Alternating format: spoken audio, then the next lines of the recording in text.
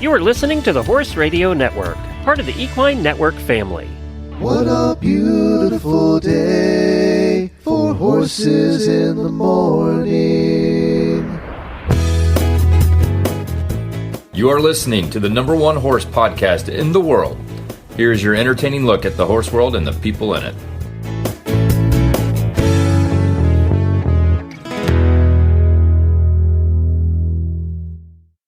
I'm Julie Broadway, president at the American Horse Council. And I'm Megan Arsman, marketing and communications specialist with the American Horse Council. And you are listening to the special monthly American Horse Council episode of Horses in the Morning on the Horse Radio Network for Tuesday, March 5th, 2024. Good morning, Horse World. It's time to hear from the American Horse Council in this monthly episode of Horses in the Morning.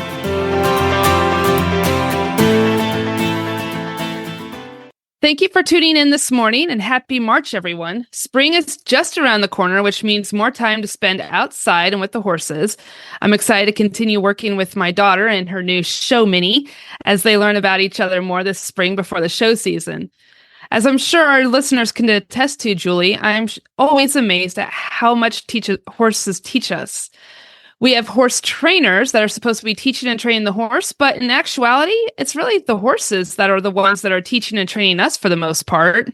Oh, you aren't kidding, Megan. I was reflecting as we were getting ready for this episode. It's been at least 40 years ago when I was right out of college and I was dating a young man, and I didn't know where that relationship was going. And on Wednesday afternoon, I would leave my office to go for my weekly horseback riding lesson, and they would all say, "Oh, you're going to see a man about a horse." And I would say, "No, I'm going to see a horse about a man." So, yeah, there's so many great things that horses bring to our lives, so much they give and contribute to us. And I just think it's so fascinating. All the staff at the American Horse Council listeners are horse lovers and horse enthusiasts. And we feel so honored to do the work we do to kind of give back to, what we love ourselves. So we're excited about this episode. Exactly. I'm excited to learn more about equine-assisted learning. There are so many different aspects to it, as we're going to find out today with our guests and all. And I think it's just a wonderful thing. So let's just get to it and let's learn some more. So listeners, our first guests today are two ladies from Strides to Success, which is a facility located in central Indiana that provides a variety of services utilizing horses, from mental health therapy, life coaching, professional development, and KID, capital KID, mentoring. So we're going to learn more about that. First, we're going to meet Debbie Anderson. Debbie started her partnership with horses when she was a child, and it was that experience that provided the catalyst for a lifetime of dedication to the equine industry. With a degree in animal science, she worked in the field of veterinary medicine for 8 years. And in 1992, her focus changed to working with youth who had at-risk behaviors that were disengaged from the educational system. Debbie developed a learning model that addresses academics, promotes developmental assets, and teaches life skills by motivating and partnering participants with horses. In May of 2004, her passion for serving led her to Strides to Success, the first center in the United States to become accredited with PATH International, or the Professional Association of Therapeutic Horsemanship International, for mental health standards. Currently, the Strides Farm hosts 4 private mental health practices and an integrative medical doctor. And under her leadership, Strides team specializes in providing support to schools, mental health agencies, residential facilities, and veterans services through trauma-informed, equine-assisted learning services that incorporates horses.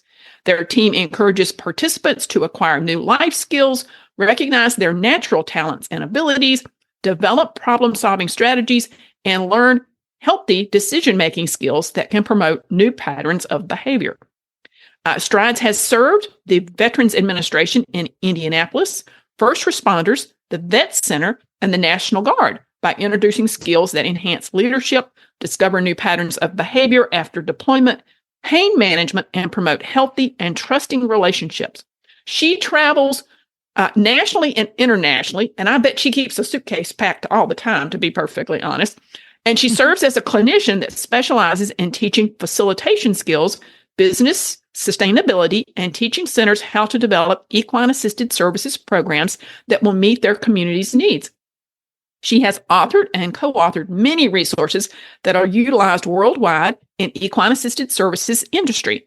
And as a national speaker, lecturer, and author, she brings a passionate approach to the well-being of people through sharing the language of horses to promote changes in their lives. So that's a little bit about Debbie, who we're going to meet shortly. And I think you are going to introduce us to Blair. That's right. Joining Debbie is Blair McKissick. She is the director of horsework education at Strides to Success and has been in the field of human-animal interaction and experiential education for over 20 years. She earned her bachelor's in recreation therapy and her master's in education and has a PhD in eco-psychology. Blair is a PATH registered instructor, certified equine specialist, EGALA Level 1, and certified well coach. She is the chair of the Equine Facilitated Learning Community for PATH and works nationally to establish standards in equine-assisted learning. Blair is honored to be a part of the Stride staff as an instructor and workshop facilitator, and we are honored, Debbie and Blair, to have you guys join us today. Thank you so much. You are welcome. You are welcome. We're excited to be here. Well, let's just kick this thing off. I am certain there are people out there listening to this podcast while they're mucking the stalls, and they're saying to themselves, equine-assisted learning, what is that? How is that different from, say, equine-assisted services or equine-assisted therapies, or what is that? Are we doing something that we are teaching horses by equine-assisted learning? What does that all mean, Debbie or Blair? Somebody fill our listeners in. We can definitely help you with that one. Deb, you want me to go? Sure. Okay. So when we define equine-assisted learning, and just so the listeners know, we spent many years working with PATH and with the equine-assisted learning task force to help define equine-assisted learning. And this was many years ago. I think it started about 13 years ago. So we went through lots of iterations of the definition, but it kind of boils down to the fact that it is a non-therapy experiential learning service that is facilitated by specifically trained or certified professionals who possess the appropriate training and experience to facilitate EAL in one of the three specialties, which are defined as education, personal development, or organizations, and that they are trained to facilitate EAL activities in an environment that integrates equine-human interaction. And the focus of this is on the development of life skills. And that's really important because that is part of that dividing line between whether we are a therapy service or a learning service, which we'll talk about a little bit later, I'm sure. But the focus of the sessions really are on developing those skills that they need to meet their personal or professional goals. Awesome. I think it's kind of interesting because first and foremost in this country, it seems like therapeutic riding is where this all kind of started. And as that grew, we would go into different school settings. We would go into working with different children and find that they didn't exactly fall into that adaptive riding or that therapeutic grouping. They needed something else. They needed more mentoring. They needed more skills in their toolbox to address things like anxiety or goal setting or decision making, those kinds of things. And so there was this plethora, and just like Katie in her podcast described how organizations started incorporating horses, coaches started incorporating horses, and yet it didn't fit in that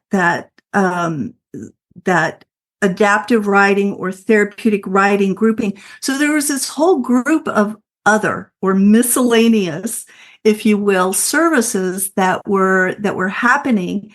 And so, as Blair said, it took a long time, many years to try and dissect that miscellaneous group of and wrap a definition around it, and to isolate the different components that are under it into that education, personal development, and the organizational groupings of services.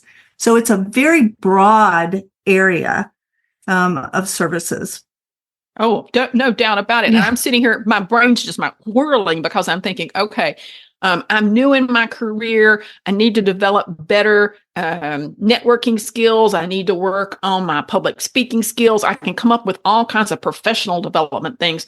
And I'm thinking, if I could do that through working with you guys and being around horses, wow, that seems like a win-win. So it's really fascinating to me that you guys have found that niche of taking all those miscellaneous things you're describing, Debbie, and figuring out how to put them in a model and help people attain or accelerate the skill sets that they have to achieve certain personal, professional goals, or even organizational goals, because you sometimes are probably working with organizations or groups who want to have better dynamics or whatever the end objective might be. Well, and as you think about those life skills, think about those groups of teenagers, right? Who don't always have the coping skills necessary to deal with everyday just life. And, maybe therapy didn't work for them. Maybe they're not ready for therapy. Maybe they just need that support to grow. Think about trust. Think about confidence. Think about all the things that all of us learned from being around horses when we were young. It's the reason we have the passion for this work. It's because we gained those things from that interaction. We learned the hard way, right? What happened when we didn't pay attention? When our energy was super high because we're all chaotic and, we're carrying in what happened in the day and we're not present. We learned all those things. The horse responded to that. It was that instant biofeedback. So those are the life skills really, that we can create the container. We can create the environment that helps them learn those skills, but also discover them from the inside out, because that's another distinction between the therapeutic riding and the teaching of the horsemanship skills as opposed to EAL. Here, we're trying to create that environment where they can learn those things organically. They learn them on their own because we know that the best learning happens from the inside out. That's why we call it experiential facilitation, because we're setting them up. We're asking good questions. We're providing just enough teaching that's necessary for the welfare of the horse, to keep people safe, and to provide them those tools to get started so that they can feel that success. Oh, That is so cool. I feel your passion, Blair. So Yes. tell us how you got inspired to go into this. What was the impetus that got you into EAL?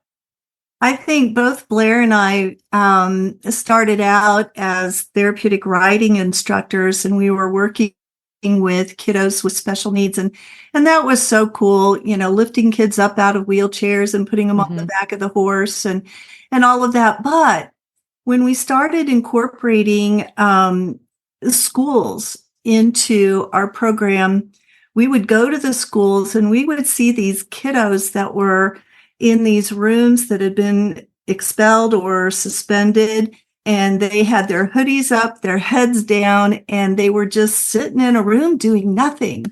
And we thought, those are the kids.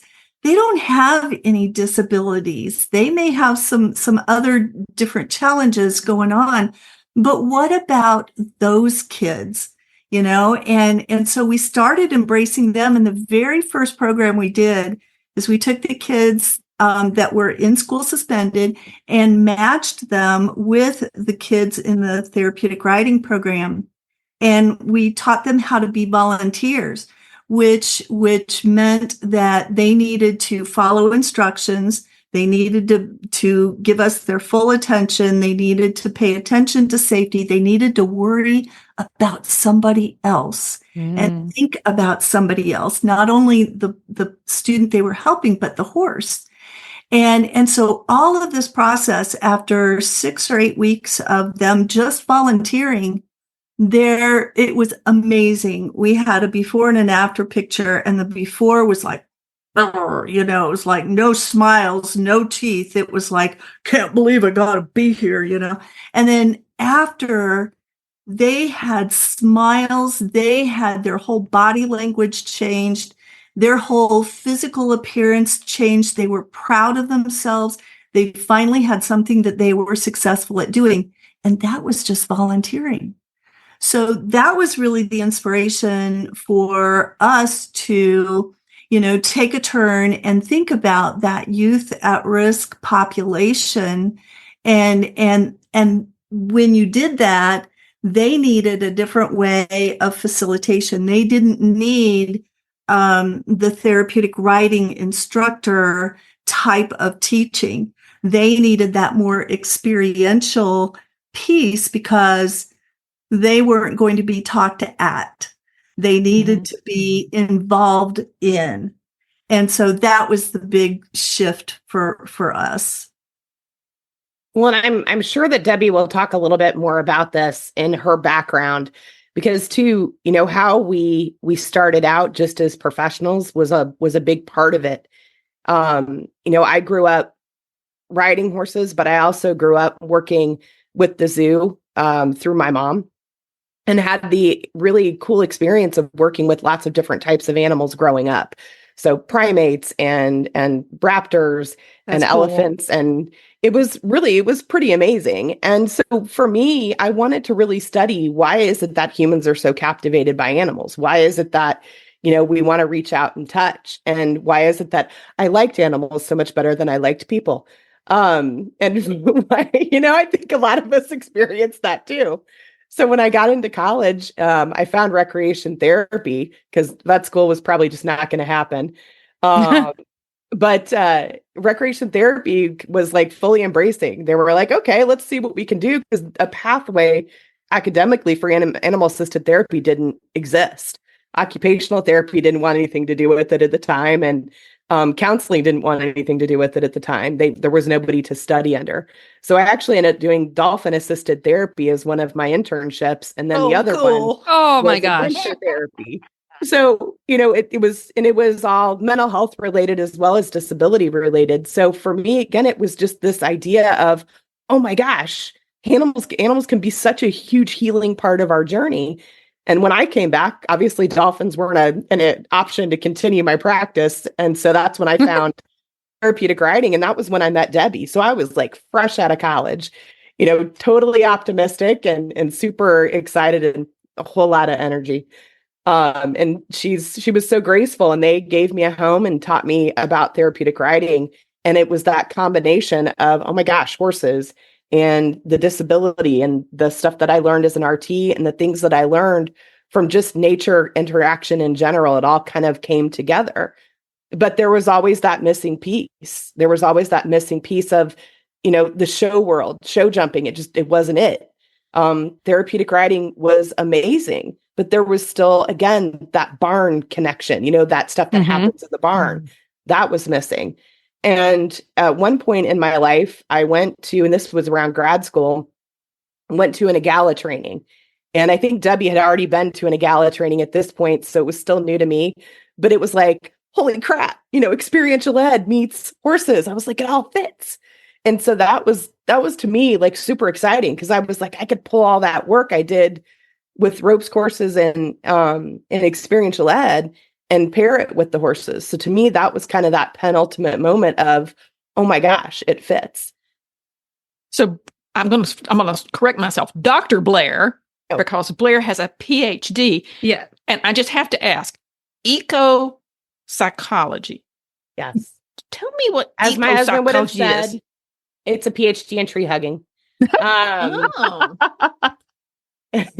But honestly, again, at the time, it was really hard to try and find an academic path to find others to study under.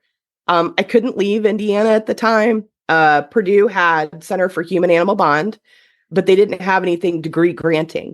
And so I spent a lot of time in trying to find a degree that would allow me to really study this. And I found the Applied Eco-Psychology program. It was an online program through a tiny little university in Hawaii. And none of them had any research background. And I wanted to do research, and I wanted to work, focus in on the horses. And I ended up studying at Strides to Success. We have the VETS program, which again, I know Deb will talk about. And we had a client that I did a case study for 3 years, who was a survivor of military sexual trauma, and also kind of dealt with that intersectionality of the military and LGBTQ. And really studying how horses helped that from a learning context for trauma, because she was one who was refusing therapy. And we really feel like EAL is a really good way to get people engaged again, so that they can then be ready and move into therapy. And that's why we're so really adamant about the scope of practice. But that was what it was. Applied eco-psychology was just this general, broader context of humans and the natural world. How are we a part of it? How do we connect with it? And then how do we help others connect? Oh, I'm just so impressed with the way you've blended all that together, Blair. It's an amazing journey that you've been on. Wow. It Megan, makes sense in my head. I think you've got the next question, or I'll keep going because I'm just so intrigued. Yeah, I know. It's crazy. Are you guys finding that assisted learning, the equine assisted learning is it growing? Is it still kind of well-kept secret, or how are you guys kind of seeing it starting to spread and take over? A little bit later, we'll talk with Katie Navarro Bradley about how she uses it with businesses and organizations. But for you guys, do you see that it's a growing field? Absolutely. That miscellaneous group found its voice several years ago. Path International did a really cool thing. It was a consensus building process to help to find optimal terminology to address all the growing different types of services that we're developing. And out of that process, there was a summit, and several of us were invited to represent equine-assisted learning and to see if it was a big enough item there that would require its own section under equine-assisted services. And so as we went through the summit process, and then there was a work group that was appointed, and it was overwhelmingly decided that and apparent that equine-assisted learning was one of the fastest growing areas under the auspice of the equine-assisted services blanket. And so, yes, it is growing. People, and the fun thing about it is that people have been doing it for a long time, but kind of in their own capsule, wherever they were. And so now that it's been identified, it's been defined, there's also been competencies that have been identified to give it, that foundation. And so people are flocking to it. They're so grateful that this now has a home and it has a structure. And so it is very popular. In fact, Blair and I were fortunate enough to be the developers of a course for Path International called the Fundamentals in EAL. And the class has just gone live in the last year, and it keeps selling out. So oh, wow. It's sold out, and so the interest is there. It's just, and I think too, and this kind of goes into the business of running a facility, but equine assisted learning contributes very well to the sustainability of an organization. An organization that is really heavily dependent on one particular service, it's difficult, and one particular population is really difficult. And so if you can open up your services to serve a vast majority of the community, they all have opportunities that they can participate, whether it's corporations, whether it's schools, whether it's coaching clients. You can accommodate all of them under the service of equine assisted learning. And so therefore you have a better connection with your community and a wider scope of people that can incorporate your service. And so I think that's really important for the sustainability of organizations and centers and businesses. Oh, that's an amazing story. I know we struggle a lot in the nonprofit industry, trying to think about expanding our products and services and thinking about how we stay on mission, but how do we incorporate different ways to be sustainable, all those things. So it's nice, Debbie, to hear that you guys have thought through that and have kind of brought that to the forefront. Talk a minute about one of the programs that I'm just always so enamored with, which is your Veterans Equine Transition Services, your VETS program. Talk a little bit about that and maybe share a story or two of success that came out of that. At our conference this year in June, the American Horse Council is going to have a panel discussion on equine-assisted services, and we're going to have the program director from Loudon Therapeutic Riding Center and one of her veterans is going to come and talk about what they've gained from that. So I'm looking forward to that story, but tell me about your program. So Wonderful. do you want me to talk about it? And you tell the stories. Debbie is so good at the story part. She really is much better than I am. So the VETS program, Deb and I were at a conference and we came back and all of a sudden there were emails popping up into our email inbox, and Debbie looked at me and she's like, Blair, do we have a veterans program? What is this? And it was all of the emails coming from PATH when they first got that grant, and we were getting referrals. And so I happen to have my roommate from college works for the VA. She's a recreation therapist. I now happen to work for the Military Family Research Institute and at Purdue also. And we were ready to hit the ground running and to serve that population. And we ended up creating a curriculum that kind of defined what those characteristics we felt that they needed. So we were addressing those who were transitioning from active duty to civilian life. Debbie is ingrained with the National Guard, working with their chaplaincy service to help create and bring programs that are offered through the National Guard and bring those to life by incorporating horses to help those who are actively a part of the National Guard on that reserve status. And we also looked at really what do the families need. So if they happen to have some post-traumatic stress, if they've got other diagnoses that are really inhibiting their ability to have functional relationships, whether that is from deployment or separation or whatever that might be. So we developed we defined those characteristics. We created a curriculum. We created one curriculum that was for one-on-one. We created another curriculum that was for groups, and we piloted those. And then through our relationship with the VA, we also created a curriculum specifically for the pain clinic that they brought out several clients from that clinic. And so we felt like we needed to create something that was tailored to them.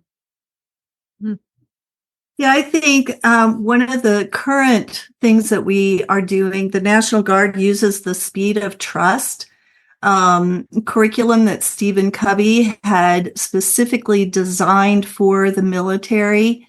And so we were given that curriculum and we were asked to bring it to life through the horses, through the equine-assisted learning. And so it was a 2-day workshop that they offer with the focus on leadership. One is leadership, and then there's another one that they incorporate married couples. And so that was a lot of fun to take their curriculums and put the magic of the horses into it to bring the points out. They use the lenses in that book and in that curriculum. And so it was really fun. Okay, let's see. How can we bring the lenses lesson to life, incorporating the horses? And it's just magic. It's just magic. The veterans and the servicemen that have and women that have taken it just have glowing results and love it. So That's awesome. We've got several scheduled for this year already. But one of the stories that comes to my mind was a gentleman that came, and we always do kind of this little assessment. It's a very informal kind of a walkabout because we feel like the veterans need to have an expectation of what they're going to do in order for them to be comfortable. Mm-hmm. So we do a little walk about the farm and kind of show them the different areas. And then I'll ask them, I'll say, if there was one thing that you would like to change or that you would like to learn about, your life that would make your life easier for tomorrow, what would that be?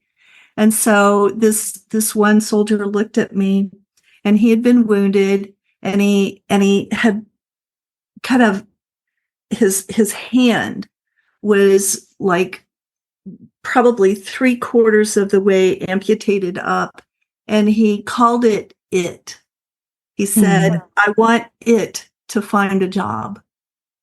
And he said, I would love for it to just be able to hold my son's hand. And he said, and I can't find anything that it can do. And so we got him in the round pen, and we had just this wonderful experience.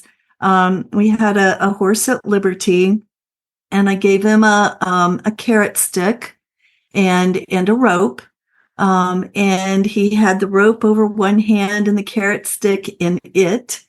And he learned how to communicate with that horse. He learned how to ask him to walk, ask him to trot, turn him around just by using his body language. And before you knew it, it had a job. It was managing that carrot stick and managing that rope beautifully. And he didn't even know it until the end. And when I told him, I said, look what you did. And he said, I did that. And from that point on, he was crying and I was crying, and he no longer referred to that hand as it, and it had a purpose, and he had found that. And it just took that moment with the horse to get his mind shifted, to a different place, for that to happen. And then what a powerful story, Debbie, man. Yeah. And we have these wonderful activities that we do in equine-assisted learning that are all focused on, being in the moment, being mindful, connecting, and realizing that they're not broken, and it's through that process that we kind of find that foundation for a person to rebuild themselves and rejuvenate based on their strengths, not on their previous story, and help them create a new story. It's just very cool to know the power of the horse. Yeah.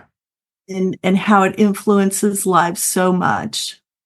So Debbie and Blair, I could talk all day with you guys about this, but we only have a limited amount of time. So what I want to do is kind of wrap up by saying, listeners, I really want to encourage you, go check out stridetosuccess.org and learn more about all the things that they offer.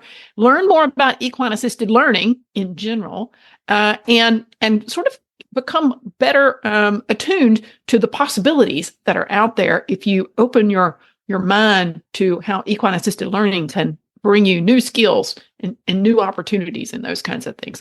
So, Debbie, Blair, thank you so much. Very, very much. Great stories and content there. Definitely. You should have warned us about the onions you were bringing. Right? Thank you, ladies, so much. So, listeners, today's AHC podcast is brought to you by Merck Animal Health. Merck Animal Health believes that if we all do right by the horse, we'll never do wrong. That's why they're driven by an unconditional commitment to the horse and to the veterinarians and the communities who support them. From infectious disease tracking through the equine respiratory biosurveillance program to building a sustainable profession through a veterinary well-being study to create equine health products with the highest level of safety, efficacy, Merck Animal Health is unconditional. It's just who they are. Learn more about MerckAnimalHealthUSA.com. Our next guest is Katie Navarro Bradley. She is passionate about partnering with horses to help individuals and teams elevate their communication skills, tap into emotional intelligence, and prioritize well-being and mindfulness so they can thrive personally and professionally. Based in New York State, she is an International Coaching Federation ACC certified executive coach and a certified E3A facilitator. She is also an author, thought leadership consultant, and a writer, which is where I met Katie through the American Horse publications. So, Katie, thank you so much for joining us today. Thank you, Megan and Julie, for having me on. I'm excited to be here today. Katie, now I have to say, when I first heard, when you started talking about doing this kind of stuff a few years ago with this program, I really wasn't that knowledgeable about the benefits. But now I'm definitely learned a lot more and following you and doing a lot more research on things with equine-assisted learning. So how did you find yourself studying equine-assisted learning, and what made you take the route of addressing adults in workplaces? It was a long journey to this point. If I think back to my childhood, like our listeners here, I grew up around horses. They were my safe place to go and cry on their shoulder and help through difficult times. My father actually battled cancer twice, and there was a point where we thought we were going to lose him. And horses were where I found that peace and that strength to move through that point in time. But I never thought about what that meant as a bigger picture until probably about 4 years ago. So as you mentioned, Megan, I built my career as a freelance writer in the horse industry while I was working full-time jobs. And as that business grew and I finally went out on my own and launched my own company, I finally had time to explore this passion that had started in college with leadership. I had done my college's leadership certification program. I had done chamber leadership events. And so when I finally had this extra time on my hands, I thought coaching could be the next thing in my life. And I had a friend who was also into coaching. So we had been bouncing all of this off of each other. But it wasn't until I got into the ICF approved class that the light bulb went off and I said, oh my gosh, I could partner with my horses to do this work. Even though I knew people were doing it, it had just never occurred to me until the instructors asked us to really identify our niche and where we were passionate in making a difference in people's lives. And, just knowing the power of horses and how they have helped me, through tough situations at work, helped me become a better communicator. I thought this is really the next step in my journey. Right. That's so cool. Because you definitely cannot underestimate the power of the horse, right, Julie? No, not at all. I'm intrigued, Katie. Talk to us a little bit about how you're using horses to work with businesses and various association groups. I'm thinking completely outside the box of people who probably don't know anything about horses or aren't exposed to horses, but you're going to bring them into that world. But in the process, you're also going to offer them some skills that they can use back in the office. Talk a little bit about that. It has been very interesting to see who shows up in these classes because it's everybody who was around a horse as a kid, but didn't get to live that dream as an adult to I've had individuals who grew up in the city of Albany and never have been around livestock. And, to hear them call horses livestock to us who are around horses every day, I have to remember where they come from. But what I tell people is, you don't have to know anything about a horse to come and participate and gain some knowledge. You don't even have to know the difference between the nose and the tail. We don't do any riding. Everything is on the ground. And we start with activities to first introduce folks to horses. And so one of my favorite activities is to put two horses into a round pen together and have the group watch what the horses are doing, how they're interacting with one another, how they're interacting with the people that are there at the session. And during that activity, I have the participants circle a list of words or words from a list of how they would describe what's going on. And after we observe that for about 5-10 minutes, we come out and we debrief and we talk about, well, how did you make that decision? How did you come to that judgment? We all make judgments. And so I refer that back to when we're meeting people in new board positions that we have, interviewing people and making decisions about who is the next right fit in our teams, or, any sort of permutation of how we get to know people and make judgments. And you can see the light bulb go on in their head, like, oh my gosh, I didn't realize how I'm thinking about a situation until I saw the horses and we talked through, that process. Oh, it sounds like you're almost doing your own version of a disc profile, like a personality survey to get at, what are people's strengths and weaknesses and what judgments they make and, all those kinds of things. Exactly. And depending on the group that comes, we do actually dig into DISC or Clifton Strengths. A lot of the programs, folks just come, and they haven't taken that assessment before. But if the group is coming and I know that they've taken that in advance, we do work that into what we talk about throughout the day. Cool. Yeah, that is, I love it. And I just love seeing, I imagine the expression on people's faces, especially those that have never really been around horses. So how do you encourage the employers to, what I say is think outside the cubicle to try this type of extracurricular training or bonding? Because I can kind of see, especially with you being in New York State and being in the Albany area and everything, of course, everybody thinks of New York City and all the big corporate offices and stuff like that. But how do you really kind of get employers to say, hey, this might be a great way to help with life at work? That has been an interesting challenge. What I've done is when I started, I did a series of free demos. So I let people come and did two-hour mini sessions, essentially. Let them meet and greet the horses, run them through an activity or two to give them a taste of what it was like. And I have used that to start word of mouth advertising and allow it to grow organically. And one thing that I learned when I was in my ICF course is that this isn't going to be for everyone. And I have to get comfortable with the fact that some people are just going to say no. They aren't even going to hear beyond how it can help in these situations. One example that I always kind of chuckle about is when I had done a leadership class with one of the chambers, I reached out to a woman who taught Myers-Briggs as part of that academy. And I said, I'm doing this new kind of leadership, wondered if I could show you what it's about. Maybe there's opportunities that we could create some synergies. She would not let me speak beyond the word horse. Absolutely not. I'm not interested. Click. Which I thought was interesting coming from somebody who specializes in leadership development. But it was a good lesson in, I have to find the people who are receptive to this. And it's been more people than I would have thought. Just an example, I was on a call yesterday with a woman who runs a ghostwriting agency, and she manages people to help get content written. And I just mentioned, she asked what I do outside of writing. I mentioned this, and we're now talking about her bringing her research and development team to come and do a session. So it's about finding people that are receptive to the idea and doing something different. Okay, now I'm going to turn the tables on you because I bet we have people listening to what you're describing and they're saying, I work in a very dysfunctional organization and I send them to you and you fix them? I won't say that I fix them. It's, I can't, the thing about coaching is the individual has to change. I can't force change upon anybody. Right.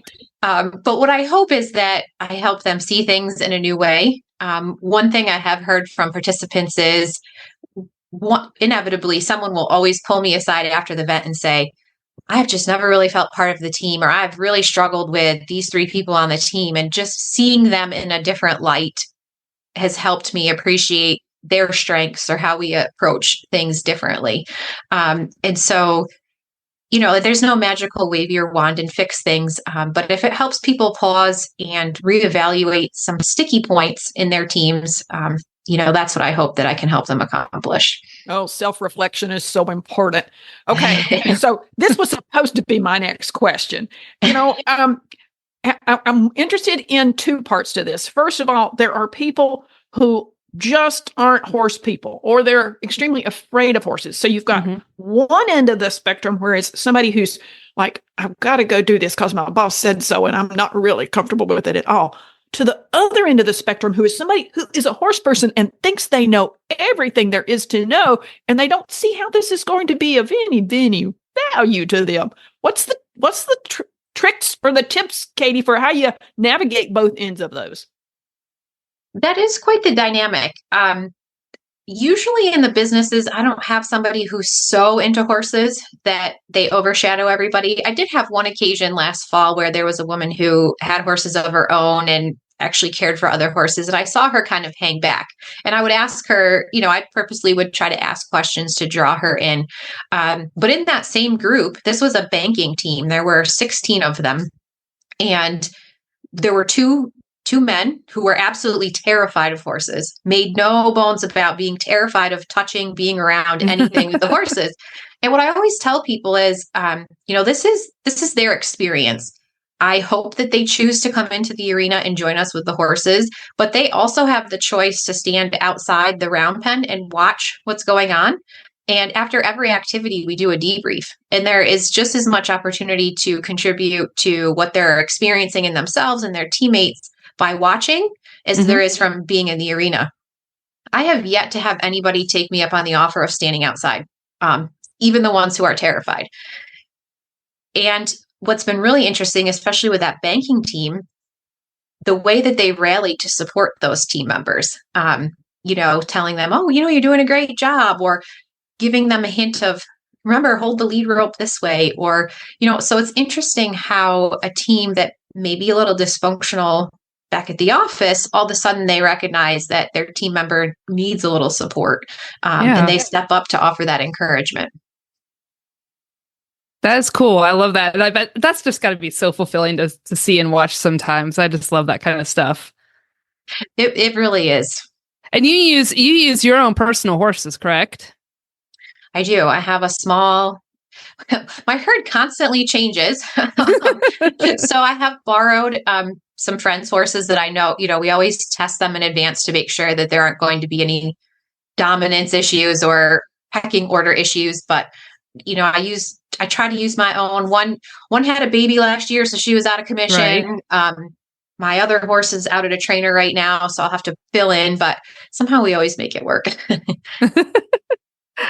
So, Katie, what have you learned yourself while working with businesses and companies as you say, Katie, the coach? What's something that you've really gotten taken away from your experiences so far? That is a great question, Megan. I think that there's so much. I used to always say that I did not like public speaking and I did not want to stand in front of a group of people and speak. There's something, yeah, exactly. There's something magical about horses. They suck up so much of the energy, and the people that come are really focused on them, not me. I'm just their guide. And so it's really given me a level of confidence that I hadn't experienced before. And now I'm even considering doing some speaking as some of my marketing and outreach efforts. So that would be one thing. And the other that, growing up around horses, we never really had time to go out and promote horses to folks who haven't been around them. Mm-hmm. And it's been really fulfilling to give people an opportunity who have never been around horses, maybe always dreamed of touching a horse, just be with them. And that has been really satisfying, especially, I'm not saying anything the two of you don't know. We need to bring new people into the industry, and we need them to understand how much horses give to us. And so I find that to be really special. Awesome. Hey, I'm going to give you a little marketing tip, Katie, if you didn't know this. The third Saturday in July is National Meet a Horse Day. Ah, okay. And so the American Horse Council, we do exactly what you do, but we don't do the coaching part. But we put on an event downtown in Washington, D.C. in conjunction with the USDA Farmers Market. And we have the DC Metro Police, and we have the Caisson Platoon from out at Arlington, and some local people bring a couple of horses in. And these are just visitors, people touring DC, going up and down the National Mall, and they come over to the farmer's market to find some good food because they have great stuff for lunch. And then here we stand with these horses. And so many of them, Katie, are like, can I just pet him? Tell me his name. Tell me his story. How did he get to be a police horse? What did he do before this? And how big is he? And, how many hours a day? How much does he eat? And they just lose themselves in sort of getting to know what a horse is all about, which is probably the experience you have with a lot of these people who come and they think, oh, this is going to be really lame. And then they get there and they're like, oh, this is really cool. I did not know about that. I'll have to look that up and see if there's something we could do to help promote that on our end. There you go. But you're absolutely right. I have to manage the workshops because it can very quickly digress into all of those things about horses. And one of the things I've learned that people like to watch is hoof trimming videos on YouTube. Cows, horses, you name it. People that have never been around an animal are fascinated by these. So I get a ton of questions about feet, are they wearing shoes? How do they trim them? Does it hurt them? All of these things. And so I have to answer enough questions to keep them engaged, but also manage them so that we're on the topic of what their employer has paid for them to come and do. And the other interesting piece is, so I rent a facility to hold these events. I rent space on a thoroughbred breeding facility, foaling station. And because we're near Saratoga Racetrack, of course, that also brings up a lot of questions about racing and what's going on in racing. And so it's made me become more educated on different sectors of the industry than I probably would have been otherwise. Awesome. Well, I'll forewarn you, I come to Saratoga every August to come to the Jockey Club Roundtable Conference. So next time I'm going to swing by your place and check this out because I'm really intrigued. Katie, tell our listeners how they can learn more about what you do and a little bit about, maybe what you hope the class size will be. Do you take as few as a couple, or do you just limit it to a number, or how does that all work? Yes, please do come and visit me. I'd love to see you. I'll also just give the plug that the Belmont race is in Saratoga this year. Yep. So if you're coming, please say hi. You can find me. I have a website. It's www.katiethecoach.com that includes a video of what you might experience that day. Also, a really cool aerial shot of the farm that we work on. I also have a newsletter that I put out on Substack called Words of Winston that is inspired by my 1-year-old colt Winston, and we talk about the intersection of being around horses and leadership and what my horses have taught me. And folks can reach out to me. The group size that I have found works the best is 10 people at a time. That gives us enough room in the space that we work in. It also creates enough opportunities for every person to be involved without hanging back. I can entertain the idea of smaller groups. Those are a little bit harder because I have to transport my horses. So, I try to encourage folks to bring a bigger group so we can spread out the cost. But I'm always open to having conversations with people who are interested in seeing what we can work out for them. Great. Well, check out Katie the Coach, and we look to talk to you again in the future so we can hear some more stories about this whole journey that you're on and what you're learning and what others are learning from you and your horses. So thanks, Katie. Thanks, Katie. Thank you. It was great being with you today. Turn your love of horses into savings with equine discounts through the NTRA. Purchase through equine discounts and receive great savings on well-known brands like John Deere, Sherwin-Williams, Big Ass Fans, Farmers Insurance, and Office Depot. Join thousands of other equine members and support companies that give back to the industry we all love. Call 866-678-4289 or visit equinediscounts.com to start saving today. So, Julie, last month was a whirlwind for you with the release of the American Horse Council's National Equine Economic Impact Study. We thought it would be a good time to use this month's legislative update to talk a little bit more about the results and kind of tell people more about how they can learn more about the study and the results. So, Megan, I'm going to tell you whirlwind is an understatement. It takes a village to do an economic impact study, and we have been working on this one for 3 years. And the reason for that is we had planned to do the study in 2022, which meant 21, we were ramping up, getting ready for the study. Then it turned out because of the pandemic, we needed to postpone. So then we spent 22 ramping up, getting ready to do this thing in 23. And then we spent all of 23 doing the study. Mm-hmm. And we circulated over 20 different types of surveys. We did all kinds of secondary research. We pulled all kinds of annual reports and different data points to help us, kind of formulate the plan. And I'm so glad that I have this team of experts from the innovation group who are experts in doing economic impact studies. So they do most of the heavy lift, but it's up to the American Horse Council to keep this project going and to encourage people to complete the survey. So we collect the data that the industry desperately needs, because this is our way of telling the story of how big and how impactful and how much value we bring, not only to the economy, but to the world. We're not just a jobs and a dollar number kind of thing, but we're offering so many different types of services and things, just like we're talking about today, whether it's equine-assisted services or equine-assisted learning or whatever it might be. We're contributing so much more in a number of different ways. And so this is the way that we capture all this data and we be able to tell this story. So I've got a few facts and figures to share that are kind of, I think, eye-opening for our audience. So the first one I love to share is our metric that we call the number of equine enthusiasts in the U.S.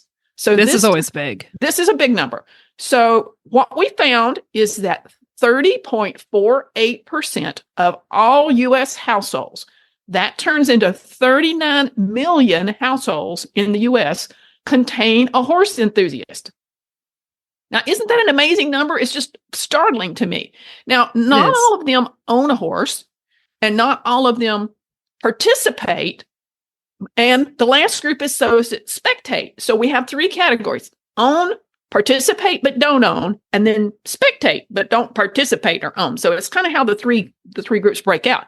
But I always think this is such a fascinating number, because if we think about bringing new people into our industry and exposing them to the benefits of horses, look how big this audience is that we can draw from: 39 million households. I'm like, wow. Exactly. So we know there's 1.6 million horse owners in the U.S., but 39 million households, that's a lot of households we got left to cover who have some kind of love or passion for horses. So there's always some great statistics to talk about when we look at that number. The other numbers that I thought I'd share for fun today are the big numbers. So coming out of the pandemic, we were a little nervous, like, what are we going to learn? Are things going to be a little softer than they were in the last study, that kind of thing? No, things are really, really good, I got to say. So horse numbers, population, are down slightly. We went from 7.2 million horses in 2017 to 6.65 million horses in 2023. But I got to tell you, I thought that was still a really robust number, because breeding's been declining over the course of the last few years. So still a really good population. I will tell you that we jumped up. We went from $122 billion in annual contributions to the GDP or the economy to $177 billion is what we're contributing now. So up by $55 billion in that short period of time. It's huge. It's huge. We went from 1.74 million jobs in the industry to 2.2 million. So the industry is growing, and we're seeing more and more of what we're contributing to the overall industry is contributing to the overall economy. So really some great statistics that are there. Not surprising, we break the industry into 4 sectors: recreation, competition, racing, and working horses. And recreation is still our largest sector. We love those people that get out and ride on the trails. Competition, which is showing of any style, competition and racing are sort of about the same in the number of jobs and the number of contributions they make to the economy. And then last is working horses. And that's what we're going to talk some more about today with some of our guests, because Working horses include horses that are used for equine-assisted services or equine-assisted learning, or they're used in academia or institutions, dude ranches, mounted police horses, all of those fall into that working horse category. And we delved deeper this time than ever in some of those categories to learn more about what it includes and what it involves and all the things that are there. So I'm going to pause there because I've shared a lot already. If you want to check out the report, go to our website, www.horsecouncil.org. You can see some of the high-level numbers are there, and then you can buy our report, and you can check that out and see some of the things that we find fascinating about what came out of the study. And in about 3 weeks, we're going to release a second report that was the results of the study that's going to get into more consumer data and some different kinds of spending habits and things that are along those lines. I love some of these questions, but they don't tell us anything about economic impact, but they tell us a lot about our industry. For example, we said, in 5 years, how involved with horses do you expect to be? And you could say more active, about the same, less active, or no longer involved. Number one answer, about the same level. So that's great. Number two answer, more active. So we were on the positive end of that scale for that one question. So there's tons of little tidbits of information that'll come out in report number 2 in just a couple of weeks. Yeah, definitely exciting. And it's definitely a great investment to get those results. We've talked many times. We had a podcast last year about how some groups have used the previous study, which was in 2017, and how they used it to help with fight a lot of things like development and everything. So it's really exciting. I've felt pretty lucky to be on the inside of it and learning stuff. And I get amazed just as much as you, Julie, with those numbers. So definitely be looking for more of that information. Okay. So Megan, shameless plug. We are doing Data Palooza on Monday, March the 4th at 1 p.m. And since this episode of Horses in the Morning Radio is going to come out after that, feel free to come to our website and hear the replay. We're going to be talking all about the economic impact study and all about the Equine Welfare Data Collective, which is a research project that we've been doing for about 5 years. That's all about horses in rescues and sanctuaries across the country. So check it out.